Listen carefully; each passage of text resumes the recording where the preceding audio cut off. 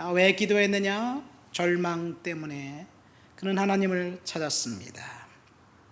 사람들에게 절망이 닥칠 때 우리들의 자연적인 그런 반응은 낙심, 좌절, 패배감, 그리고 수치스러운 어떤 그런 감정들입니다. 절망 속에서 우리가 할 수 있는 것은 사실은 아무것도 없습니다.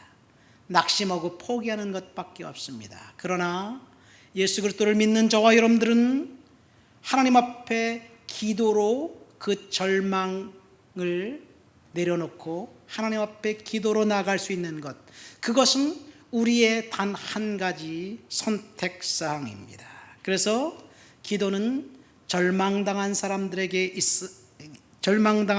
할 수 있는 유일한 옵션입니다. 사무엘상의 이야기는 한나의 이야기로부터 시작되지요. 한나는 자식을 낳지 못했습니다.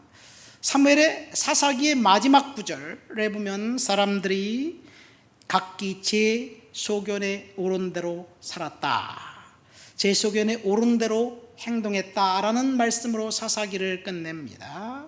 이런 무질서와 혼란의 시기에 절망과 낙심 가운데 있었던 한 여성, 아이를 낳지 못해서 멸시와 조롱, 손가락질, 비웃음을 당했던 그 여성은 결국 하나님 앞에 그 문제를 들고 나갔습니다.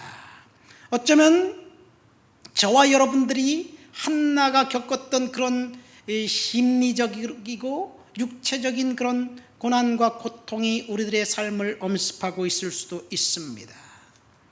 하나님 앞에 열심히 충성한 것밖에 없는데 우리 장로님 공장에 화재가 났습니다. 그래서 병원에 입원했고 지금 우리가 기도하고 있는 것처럼 정말 안타까운 그런 상황입니다. 어떤 자매는 암이 이제 폐로 전이되고 그리고 또 다른 곳으로 전이되지 않을까 걱정과 근심 속에 있을 때, 또 어떤 분은 자녀들을 위해서 기도하는데 정말 상황이 좋지 않습니다.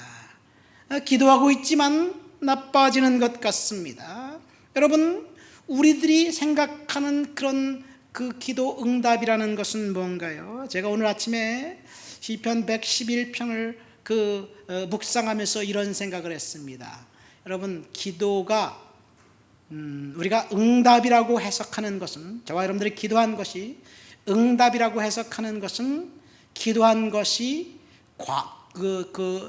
해결됐고 문제가 해결됐다는 것. 그러니까 기도가 과거로 해석하면, 과거 시제로 해석하면 응답이고요, 기도한 것이 미래 시제로 해석하면 믿음이라는 사실이에요. 상황은 거기에 있습니다. 그러나 그 상황을 우리가 과거 시제로 해석하느냐 미래 시제로 해석하느냐에 따라서 응답이 될 수도 있고 믿음이 될 수도 있습니다. 어쨌든 지금 상황은 우리들에게 좋지 않게 진행될지라도 하나님 앞에 기도로 나가면 그것은 저와 여러분들에게 비전이 되고 은혜가 되고 희망이 되고 축복이 된다는 사실을 한나를 통해서 알게 될 것입니다. 제가 지난 목요일 마태복음 6장을 묵상하면서 특별히 제자들이 예수님께 그렇게 요청을 하죠. 요한이 제자들에게 기도를 가르쳐 주신 것처럼 우리들에게도 기도를 가르쳐 주십시오, 이렇게 요청을 합니다. 그래서 예수님이 제자들에게 어떻게 기도해야 될지를 가르쳐 주신 것이 바로 주기도문입니다. 마태복음 6장 한번 볼까요? 마태복음 6장 6절부터 8절까지 우리 한번 말씀을 한번 다 같이 읽어볼까요? 다 같이 읽겠습니다. 너는 기도할 때 내 골방에 들어가 문을 닫고 은밀한 중에 계신 내 아버지께 기도하라. 은밀한 중에 보시는 내 아버지께서 갚으시리라. 또 기도할 때 이방인과 같이 중언부언하지 말라. 그들은 말을 많이 하여야 들으실 줄 생각하느니라. 그러므로 그들을 본받지 말라. 구하기 전에 너희에게 있어야 할 것을 너희 하나님이 아시느니라. 아멘. 우리가 기도할 때 은밀한 중에 보고 계신 하나님이 다 아신다. 우리가 기도하기 전에 이미 하나님이 다 아셨다라는 그런 이야기를 본문은 예수님은 제자들에게 하고 계십니다. 여러분, 우리가 어떤 기도 제목을 갖고 주님 앞에 나가서 기도하든지 그 기도 제목들을 주님께서 다 아신다는 것, 아니 이미 기도하기 전에 하나님이 다 아셨고 응답하셨다는 이야기예요. 저는 유학 시절 은밀한 중에 보신 하나님, 이미 응답하신 하나님을 제가 경험했습니다. 제 막내가 이제 출산할 때, 그때 제가 제니터라는 직업을 갖고 있었어요. 청소부였습니다. 제가 저를 잘 아는 사장님이 저에게 사무실 3군데를 줬어요. 근데 매일 월요일부터 금요일까지 큰 사무실 2군데는 매일 가지만 자동차로 한 3시간 정도 떨어져 있는 멀리 있는 조그만 사무실, 그거를 한 주에 한 번씩 가서 청소하는 게 옵션이었어요. 그러니까 자동차를 한 2시간 반 정도 가니까 제 아내가 멀리 가는 제가 좀 안쓰럽기도 하고, 그래서 매주 목요일마다 이제 같이 갔어요. 좀 일찍 떠나서 아이들과 함께 철치스 치킨이라는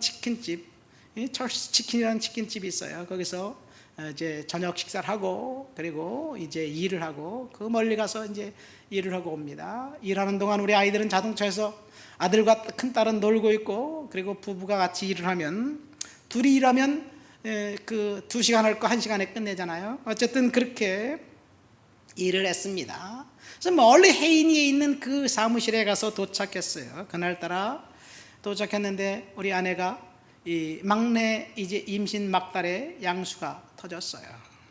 그래서 멀리 갔기 때문에 한 30분 만에 부지런히 이제 청소를 끝내고 일을 끝내고 집에 돌아와서 아내가 샤워를 하고 그리고 병원에 갔습니다. 출산을 위해서 병원에 이미 예약이 되어 있기 때문에 순서에 따라서 이제 이 자연분만 할 줄 알았더니 예정일보다 한 보름 정도 일찍 양수가 터진 거예요. 어쨌든 그런 상황인데 이 막내가 포지션이 업사이드 다운, 거꾸로 있었어요. 근데 그날 의사도 없었고 마침 할머니 간호사, 이 경험 많은 할머니 간호사가 아내를 보더니 갑자기 저에게 와가지고 종이 한 장 내밀더니 수술한다고 사인을 하고 그리고 수술실로 데리고 가버렸어요. 저는 참 이상한 일도 다 있다. 물론 양수가 터져갖고 좀 긴급한 상황이라는 것을 알고 있었지만 그렇게 대수롭지 않게 생각하고 밖에서 이제 그냥 느긋하게 그냥 기다리고 있었어요. 한 2시간 정도 지나고 난 다음에 이 간호사가 제게 찾아와서 대뜸 하는 말이 You are lucky. 너는 정말 행복한 사람이야. 행운아야. Your daughter is safely delivered. 네 딸은 아주 안전하게 출산했다. 그런 이야기를 합니다. 뭐 내가 왜 행운하고 우리 딸이 안전하게 출산했는지 저는 그 이유를 몰랐습니다. 나중에 알고 봤더니 이제 양수가 터지고 애가 거꾸로 있어서 이 탯줄이 꼬여 있어서 산소 공급이 잘 안 되고 있었던 거예요. 그런데 그 상황, 이 나이 많은 할머니 간호사가 진단을 즉시 하고 즉시 수술해서 우리 막내 딸을 안전하게 이제 출산했습니다. 근데 그 다음 문제, 이 아내가 나와야 되는데 나오질 않는 거예요. 그래서 간호사에게 야, 그 산모 어떻게 됐냐 그랬더니 자기도 잘 모르겠대요. 또 다시 물어보니까 잘 모르겠대. 전화하고 그러니까 이상하게 엑스레이실을 다시 갔다. 그러면서 한 5시간 정도 지나고 난 다음에 의사가 간호사를 대동하고 저에게 와서 일단 축하한다. 네 딸 정말 안전하게 출산을 잘했다. 그런데 너 그때 그 긴박한 상황 알지 않느냐? 알지. 긴박했던 거 내가 들었지. 그랬더니 이 널스가 이 수술하면서 꺼즈 하나를 뱃속에 넣고 그냥 봉합해버린 거예요. 나중에 꺼즈, 칼, 가위, 카운터 하는데 하나가 비는 거야. 그래서 그걸 찾기 위해서 다시 배를 열어가지고 찾는데 못 찾아가지고 다시 꼬매고 엑스레이실에서 엑스레이 찍고 그래서 이제 찾아서 아내는 지금 회복하고 있다. 이런 이야기를 하고 있는 거예요. 어떻게 해석해야 될까요? 나중에 알고 보니까 우리 막내는 굉장히 아주 심각하게 위험한 상황이었더라고요. 일주일 전에 똑같은 케이스의 어떤 아이는 뇌성마비가 됐고요. 우리 딸은 단 몇 초 사이에 정상적으로 건강한 아이로 태어났어요. 제가 그래서 우리 막내의 이름을 영어로 조이라고 이름을 줬습니다. 자, 우리가 경험하고 있는 위기라는 상황, 절망적인 상황, 사실은요, 하나님 볼 때 위기가 아닐 수도 있습니다. 우리가 그냥 평상시처럼 아무렇지도 않고 대수롭지 않게 생각하는 그 상황이 어쩌면 하나님이 볼 때 정말 긴급하고 위기적인 상황일 수도 있습니다. 제 아내의 상황도 그렇고 막내딸의 상황도 정말 그때 그 상황이 몇 초 사이에 이 아이가 뇌성마비가 되든지 아니면 정상화가 되든지 그 순간 그 찰나에 있다고 생각했다면, 내가 그것을 진짜 위기라고 인식했다면 그 5시간 동안 느긋하게 앉아 있을 수 있었을까요? 정말 좌불안석 발을 동동 구르면서 하나님 살려달라고 외쳤겠지요. 자, 이것들이 사실 우리의 상황입니다. 우리는 잘 모릅니다. 시간이 지나가 보면 하나님이 함께 하셨다, 인도하셨다는 것을 느끼고 알게 됩니다. 여러분, 우리의 상황이 지금 좋지 않습니다. 장로님 상황도 좋지 않고, 또 암이 걸려서 당신 암이 깨끗하게 낫습니다, 이렇게 의사로부터 말을 들어야 될 텐데, 혹시 모르겠어요, 오늘 CT 촬영하고 이제 내일 모레 가서 의사가 당신 암이 뼈로 전이됐습니다, 혹은 이런 이야기를 들을 때 어떻게 우리가 해석해야 할까요? 사실 이 한나의 절망은 자녀를 출산하지 못한 그런 그 이야기입니다. 사실 사무엘상 1장은요, 이후 사무엘상, 사무엘하, 열왕기상, 열왕기하의 이 6권의 책을 역사서라고 하는데, 이 역사서의 서론 부분입니다. 이 역사서의 서론 부분에 비참하고 절망적인 이 여성을 도입부로 이렇게 이야기하면서 이스라엘의 역사를 진행해 나갑니다. 절망적인 상황에 있었던 그 여성, 그러나 낙심하기를 거부하고 그 절망적인 상황 속에서 하나님 앞에 나와 기도하기로 결단했던 그 여성, 비참한 여성을 이스라엘의 새 역사가 시작되는 그 도입부의 서론 부분에 사용했다는 사실 자체가 사실은 놀라운 일입니다. 당시 여성들은 사실은 새로운 일의 출발이라고 생각하면서 그렇게 여성들을 내세울 수 있는 그런 조건이 아니었습니다. 하나님께서 왜 한나를 그렇게 쓰셨느냐? 첫 번째, 그녀가 남들보다도 엄청난 고난과 고통이라는 그 상황 가운데 있었는데, 그런데 그 여성이 고난과 고통의 절망 속에서 포기하지 않고 그리고 하나님 앞에 나왔다는 것. 여러분, 한나가 고난당하면서 고난당하지 않았다면, 아니면 축복된 인생을 살았다면 아마 우리가 모르는 이름 없이 이 땅을 살고 간 한 사람에 불과했을 것입니다. 한나가 기도하지 않고 낙심과 좌절 때문에 이제는 끝났어, 모든 사람이 파산이 답입니다 라고 이야기하고 있어요. 그렇게 생각했다면 사실은 한나를 통한 새로운 창조의 역사와 축복은 없었을 것입니다. 한나는 마음이 불편했고 원통했습니다. 이유는 임신하지 못한 것 때문에 그래요. 사실 이 결혼한 부부가 임신하기 위해서 오늘날도 의사를 찾아가고 시험관 시술을 하고 한 번, 두 번, 세 번 계속해서 거듭해서 시험관 시술하는 사람들을 보면 한나의 고통이 얼마나 처절한지 알게 됩니다. 그렇죠? 그런데 하나님은 이 불행한 여성을 이스라엘의 역사의 귀한 인물로 사용하신 거예요. 그 이유는 그 여성이 하나님 앞에서 이 문제를 예배를 통해서, 기도를 통해서 해결하려고 했기 때문에 그 여성을 하나님께서 놀랍게 쓰신 것입니다. 여러분, 우리가 한나처럼 절망이 찾아왔을 때, 희망이 보이지 않을 때, 그때 우리가 할 수 있는 단 한 가지 선택이 있다면 그것은 하나님 앞에 기도라는 사실을 믿으시기를 예수님의 이름으로 축원드립니다. 기도를 선택했던 그 한나를 통해서 하나님께서 놀랍게 일하셨습니다. 어쩌면 저와 여러분들이 기도하는 것, 아까 제가 암이 걸린 그 자매 이야기도 했고 장로님 이야기도 했는데요, 사실 우리 기도는 우리가 응답이라고 해석하는 것은 과거형으로 해석한 거예요. 이미 우리가 응답받았다라고 생각한 과거형으로 해석한, 우리가 기도에 대해서 미래형으로 해석하는 것은 믿음입니다.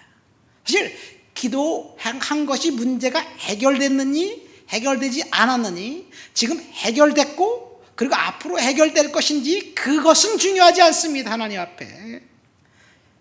지금 우리 교회만 보더라도 코로나 시기를 지나면서 상당히 위축되어 있습니다. 그러나 우리가 미셔널 처치의 비전을 품고 있습니다. 하나님 앞에 우리는 지금 믿음을 갖고 지금 계속해서 기도하면서 하나님이 저와 여러분들을 통해서 이루실 일들을 기대하는 거예요. 그러나 절망 중에 있었던 한나처럼 우리가 하나님 앞에 기대하면서 믿음을 갖고 있느냐, 아니면 포기하느냐, 이것에 따라 결과는 달라진다는 이야기예요. 축복받은 예배, 응답받은 기도, 한나를 통해서 저와 여러분들에게 주는 교훈 첫 번째는, 문제를 갖고 하나님 앞에 나갔느냐, 아니면 그 문제 때문에 절망하고 포기했느냐, 이 두 가지 사실입니다. 이 사무엘상 1장에 보면요, 거기에 나와 있는 제사장은 엘리라는 제사장이 나옵니다. 그 엘리라는 제사장은 굉장히 타락하고 세속적인 인물입니다. 요즘 말로 하면 엘리 제사장은 목회자인데 성령과 무관한 정말 탐욕스러운 사람, 경건하지 않은 사람, 그 다음에 성적인 어떤 폭행을 일삼는 어떤 그런 난봉꾼입니다. 그것이 이 제사장이에요. 성령과 관계없는 제사장이 목회하는 그곳에 성령 충만한 평신도 한나가 있었다는 것, 이것이 당시의 사회상입니다. 그러니까 이상한 조합입니다. 여러분, 우리가 생각할 때, 평신도들, 성도들 생각할 때, 목사님 하면 성령 충만하고, 목사님 하면 은혜가 충만하고, 목사님 하면 하나님과 가까이 있는 사람이라고 생각하죠. 그래서 제 친구가 그러더라고요. 넌 목사니까 신의 근처에 있으니까 참 좋겠다. 제가 목사가 하나님 근처에 있는 사람처럼 보입니까? 세상 사람들은 그렇게 생각을 해요. 예수 믿지 않은 사람은 그 목사는 하나님과 가까이 있는 사람이라고 생각해요. 그래서 저 사람은 조금 뭔가 다를 것 같다고 생각하는데요, 사실 진짜로 목회자들 입장에서 볼 때 진짜 신과 가까이 있을까 모르겠어요. 사무엘상 1장에 보면 제사장은 하나님을 멸시했고, 평신도는 하나님을 찾고 하나님을 구했던 그런 사람이었습니다.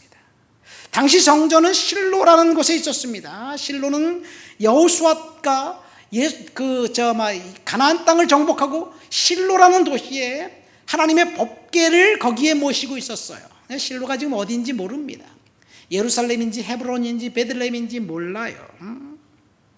어쨌든 제사장이 있었고 하나님의 법궤가 있었습니다. 그러니까 거기는 영적으로 굉장히 경건한 도시입니다. 축복의 장소입니다. 예배드리는 예배 장소입니다. 그런데 진짜 예배드려야 할 제사장들은 다 타락했습니다. 여러분, 오늘 우리는 이 교회에 나와서 하나님 앞에 기도하면 하나님이 반드시 응답해 주시고 복 주실 줄 믿습니다. 그런데 교회가 예수 그리스도의 보혈로 인해서 피로 값주고 산 그 교회가, 예수님이 머리 되신 그 교회가 어쩌면 하나님과 상관없는 그런 정직자들이 모인 그런 타락한 곳일 수도 있습니다. 그러나 성도들은 하나님 앞에 한나처럼 예배하고 기도하고 그리고 은혜를 구하는 성도들이 있다면 그곳에 희망이 있게 될 줄을 믿습니다. 저는 우리 좋은 이웃 교회가 목회자인 저도 그렇고 성도들인 여러분들도 그렇고 하나님의 은혜 가운데 성령을 사모하고 믿음 가운데 그렇게 살아가는 사람들, 그곳에 희망이 있다는 사실을 믿습니다. 사실 교회의 희망은 성직자인 목회자에게 있는 것 아니에요. 물론 목회자가, 성직자가 성령 충만하고 하나님을 두려워하는 그런 모습 가운데 있다면 그곳에 희망이 있습니다. 그러나 엘리 제사장, 엘리의 아들 홈리와 비느하스처럼 하나님을 멸시한다면, 이 엘리는 40년 동안 대제사장으로 있으면서 이제 사사로 있었습니다. 그런데 그의 사역은 정말 하나님을 멸시한 사역이었습니다. 하나님의 관심은 그럼에도 불구하고 이제 엘리 제사장이 있는 실로 그 성전에 있었습니다. 그래서 한나는 목회자인 제사장이 경건했든지 경건했는지 그건 상관없이 그곳에 찾아가 하나님 앞에 기도합니다. 해마다 한나는 성전에 찾아가서 기도합니다. 그리고 그 성전에는 엘리 제사장도 있었습니다. 거기서 한나는 기도했고요. 그리고 성전에 제사장은 의자에 가만히 앉아 있었습니다. 하나님은 의자에 앉아 있는 엘리 제사장과 함께 하지 않았고, 하나님은 하나님 앞에 기도했던 한나와 함께 하셨어요. 여기 한나가 기도하는 것을 보면 하나님 앞에 이제 우리가 신약 성경에 보면 방언 기도한 것 같아요. 입술만 동하고 하나님 앞에 정말 온 영혼을 다해서 하나님을 만납니다. 아주 깊은 기도의 자리에 들어갑니다. 얼마나 하나님 앞에 열심히 기도했고 더 깊은 기도에 들어갔는지 본문 10절과 11절 말씀을 한번 읽어볼까요? 우리 다 같이 10절과 11절 말씀을 읽겠습니다. 한나가 마음이 괴로워서 여호와께 기도하고 통곡하며 서원하여 이르되, 만군의 여호와여, 만일 주의 여종의 고통을 돌보시고 나를 기억하사 주의 여종을 잊지 아니하시고 주의 여종에게 아들을 주시면 내가 그의 평생에 그를 여호와께 드리고 삭도를 그 머리에 대지 아니하겠나이다.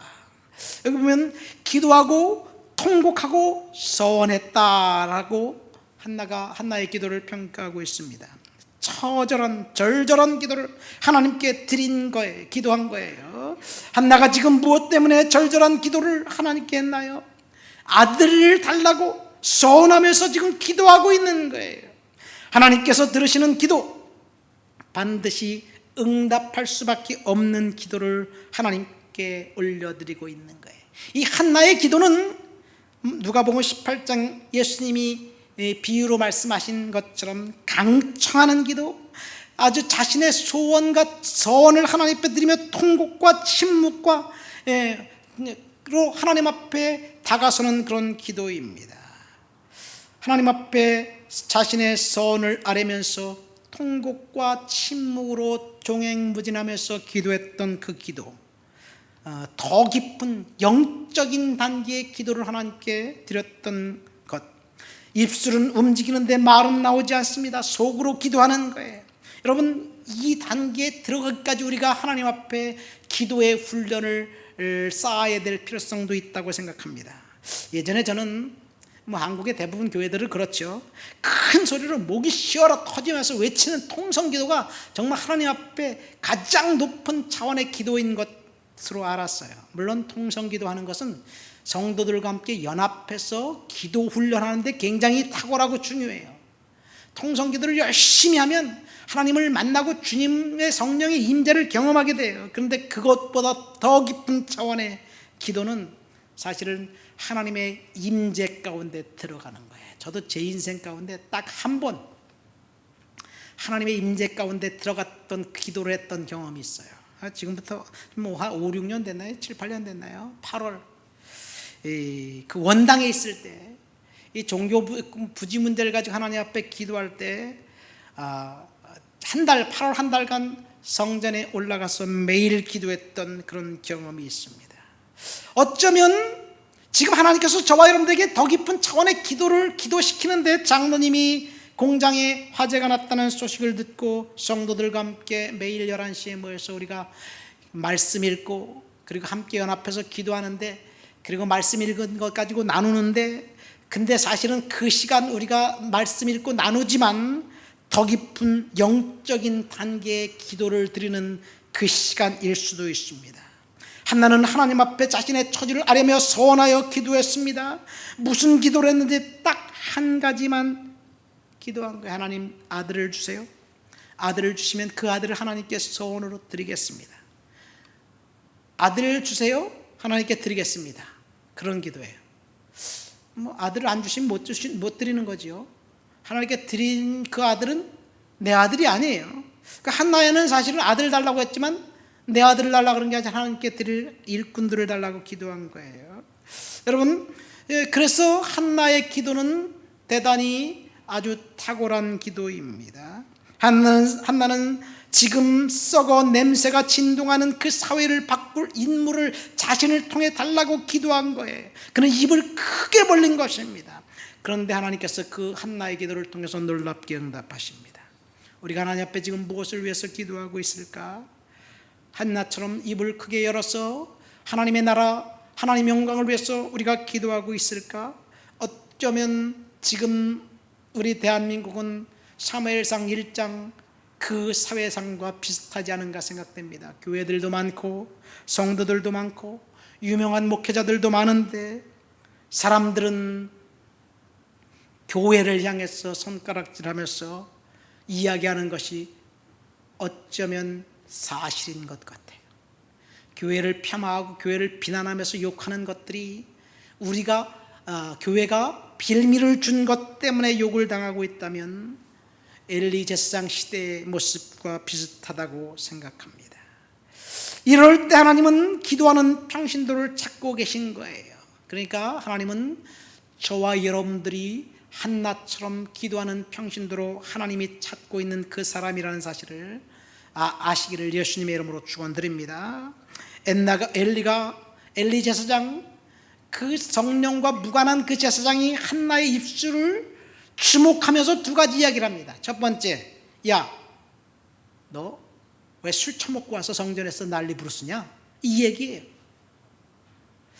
한나는 지금 하나님 앞에 더 깊은 차원의 기도를 하고 있는데, 이 선지자 제사장이라는 사람이 이 영적인 분별도 못하고, 언제까지 네가 술 취해서 거기서 그렇게 횡설수를 하겠느냐? 포도주를 끊어라, 이렇게 이야기합니다. 여러분, 목사님이 여러분이 기도한 걸 듣고 난 다음에 이렇게 오해해서 얘기했다면 여러분 어땠을 것 같아요? 정말 큰 상처를 받지 않겠어요? 그런데 한나는 이런 이야기에도 상관이 없습니다. 왜냐하면 자신은 하나님 앞에 기도하고 하나님과 그 교제가 든든히 서 있기 때문에 그래요. 자, 그러니까 한나가 제가 술 취한 것이 아니라요, 마음에 원통한 것이 있어서 하나님 앞에 지금 기도하는 중입니다, 이렇게 이야기하니까 엘리 제사장이 또다시 말을 바꿉니다. 뭐라고 바꾸나요? 17절 말씀, 우리 다 같이 17절 말씀 읽어볼까요? 17절 말씀을 읽겠습니다. 엘리가 대답하여 이르되 평안히 가라.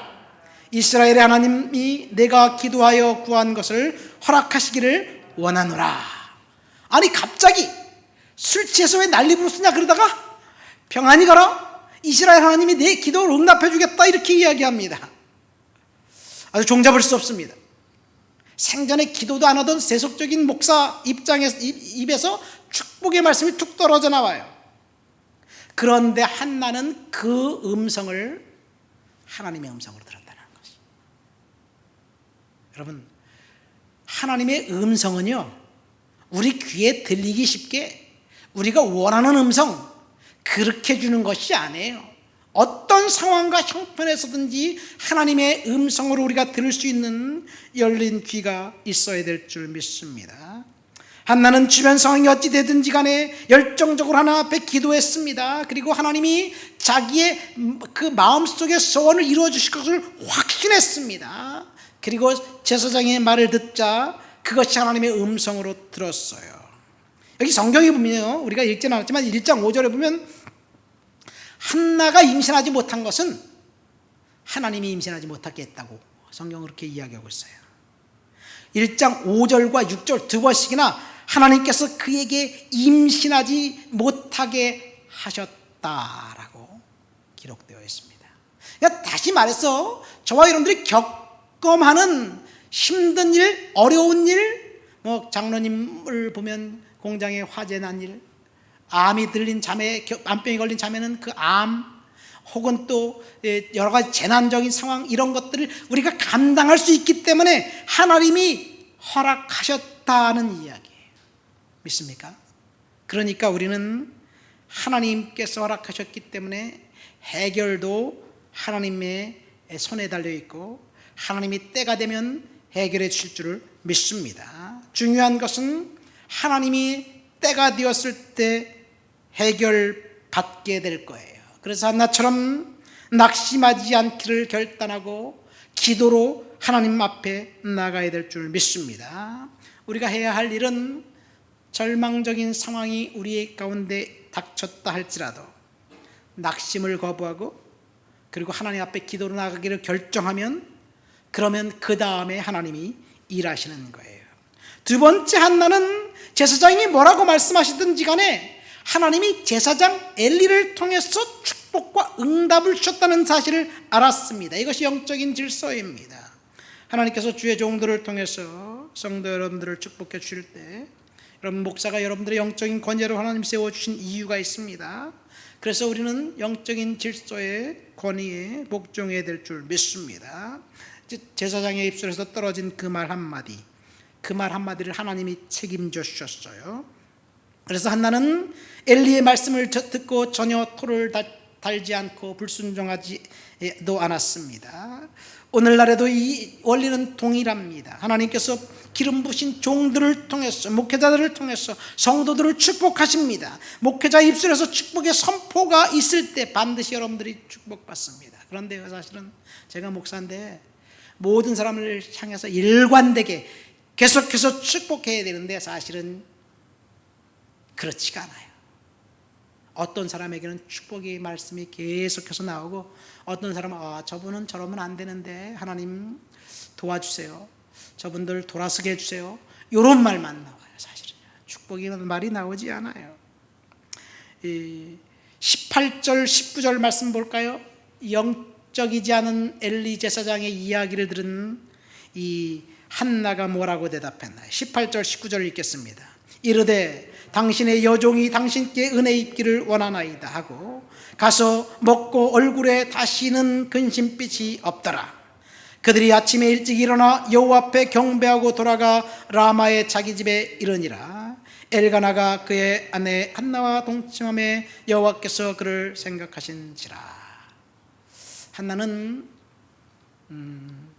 엘리 제사장의 이야기를 응답이라고 생각하고 믿고 돌아갔습니다. 지금 한나가 임신했나요? 지금 응답 받았나요? 상황이 바뀌었나요? 바뀌지 않았습니다. 일단은 믿음이 선행되는 거예요. 그러니까 여기서 우리가 두 가지, 응답은 두 가지입니다. 첫 번째, 내 마음을 수정하는 거예요. 절망된다, 낙심된다, 좌절된다, 그런 생각이 우리에게 들지만 이제 하나님이 나와 함께 하셨다, 나는 응답받을 것이다, 내 마음을 바꾸는 거예요. 그것이 첫 번째입니다. 18절 말씀, 다시는 근심빛이 없더라. 그리고 먹고 마셨습니다. 이 말은 다른 말로 하면 지금 내 상황은 바뀌지 않았어요. 그래서 두려움이 엄습합니다. 어떻게 살까? 우리 자녀들은 어떻게 되지? 사업은 어떻게 되지? 암이 전해지는데 어떻게 되지? 그런 생각이 있지만 그 생각에 나를 함몰해서 두려움을 떨쳐버리고 믿음으로 하나님 앞에 나아가는 것입니다. 그래서 첫 번째, 우리는 두려움을 떨쳐버려야 될 줄 믿습니다.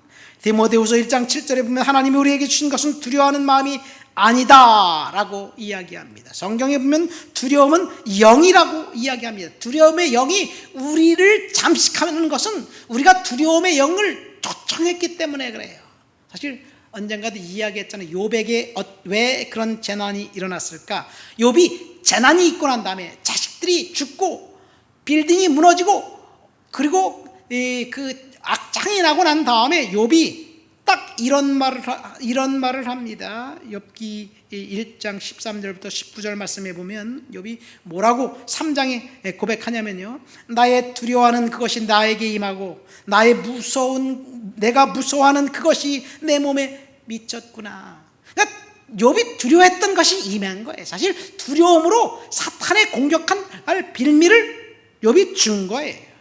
여러분, 우리가 두려움을 가지고 사탄에게 문을 열어서 우리를 공격할 빌미를 주지 마시기를 예수님의 이름으로 축원드립니다. 아직까지 문제가 해결되지 않았기 때문에 힘들고 어려울지라도 그 두려움을 통해서 사탄이 나를 공격할 빌미를 주면 결국 사탄이 공격하는 거예요. 그러나 하나님이 나와 함께 하시기 때문에 내 문제는 해결되었다. 믿습니까? 두려움을 거부하시기를 예수님의 이름으로 축원드립니다. 한나는 두려움을 거부했고 두려움을 물리쳤습니다. 그리고 한나는 하나님이 이제 응답해 주실 것을 믿었습니다. 그러니까 기도 응답의 해석이 미래형으로 해석하는 것은 믿음이에요. 그러니까 우리가 기도 응답받았다고 확신하는 것과 하나님이 내 기도를 응답해 주실 것이라고 믿는 것은 똑같습니다. 동일한 말이에요.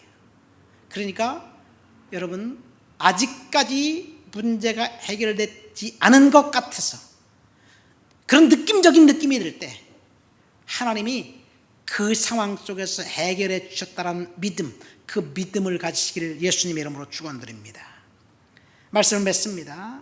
오늘은 한나의 이야기를 통해서 절망 중에 단 하나의 옵션, 기도라는 제목을 가지고 어버이 주일 말씀을 들었습니다. 우리는 이 땅을 살면서 사실 절망적인 상황들이 우리들에게 계속해서 닥칠 수 있어요. 제 아들이 이제 월요일 날, 그러니까 내일이죠, 그 카나다 북쪽 이칼루이트라는 도시로 직장을 찾아서 갑니다.